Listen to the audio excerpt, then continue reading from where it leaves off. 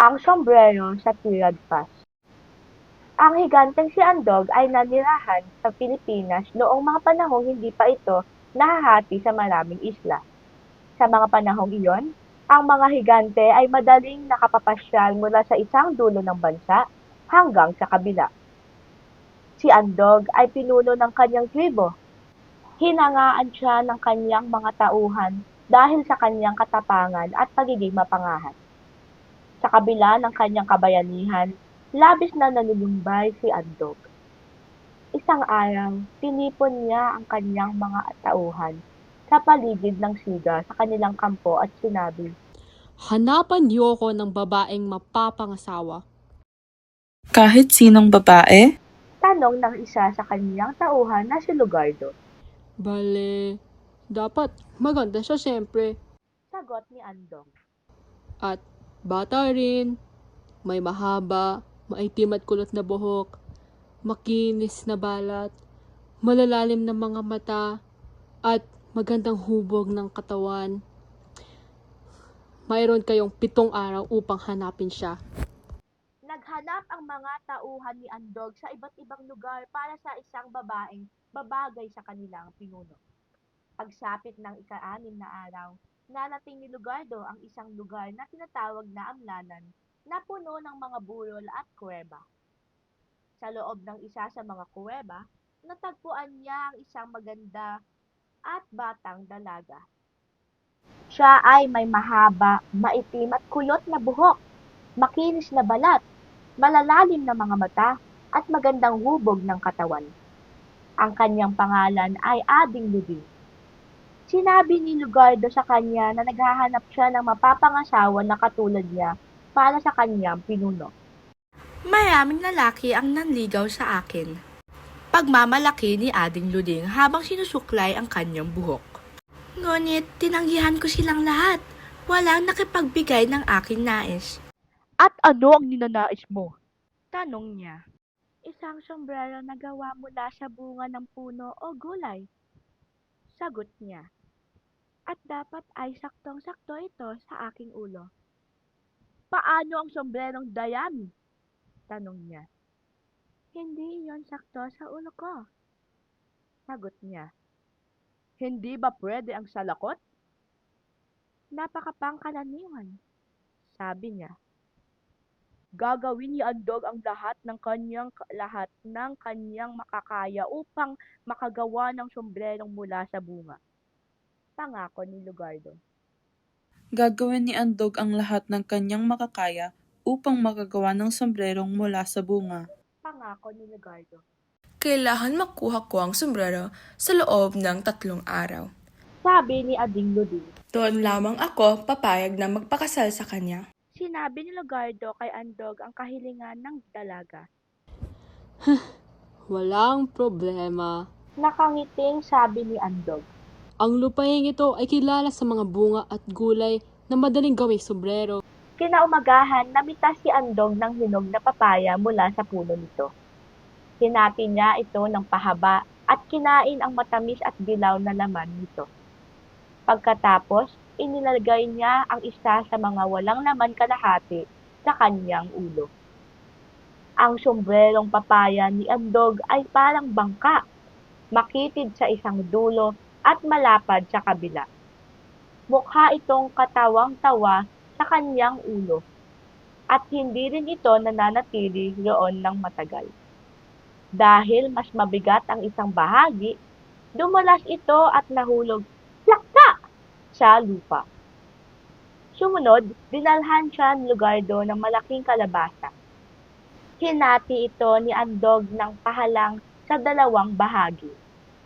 Mukhang magiging maayos sana itong sombrero, may nakakapit pangang dahon dito.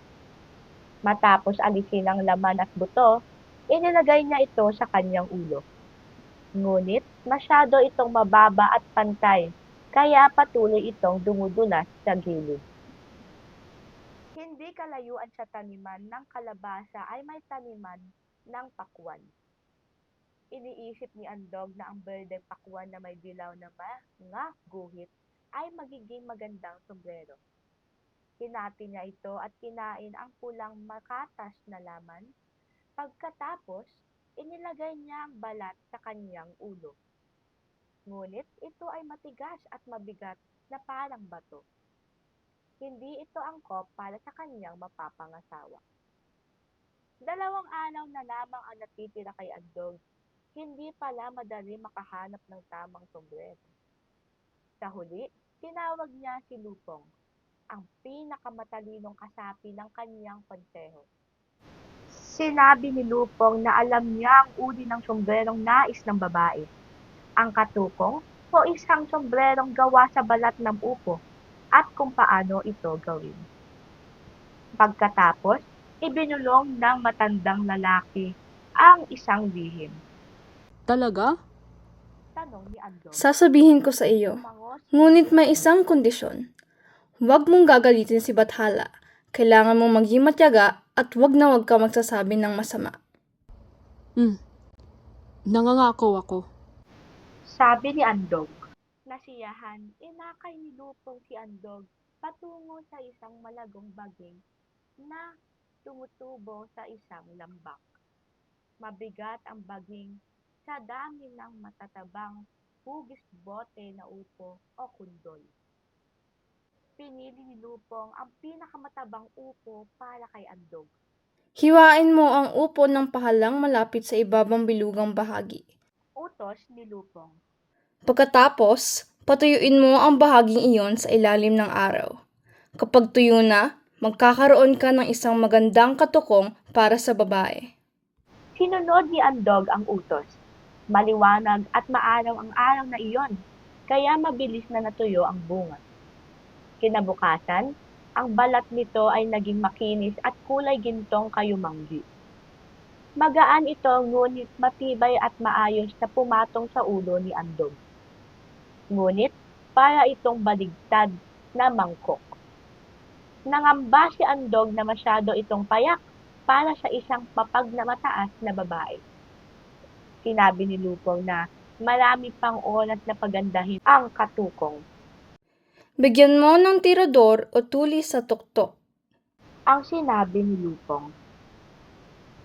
Magpasok ka ng kaunting hinabi na ratan sa butas sa gitna upang umambok ito pataas. Sinunod muli ni Andog ang utos at natuwa siya sa kanyang kakaibang sombrero. Walang katumbas ang isang sombrerong katulad nito. Isinuot ni Andog ang katukong at naglakbay patungo sa kuweba ni Ading Luding. Kinailangan niyang magmadali dahil ang mga kuweba ng amlanan ay nasa kabilang dulo ng 3 mga bukirin ng mais, 2 ilog at ang isang bundok. Mula sa langit, pinanood siya ni Bathala habang naglalakbay tungo sa amlanan. Narinig niya ang pangako ni Andog at nais niyang itong subukin. Inutusan niya si Init ang araw na itutok ang kanyang pinakamainit na sinag ng araw.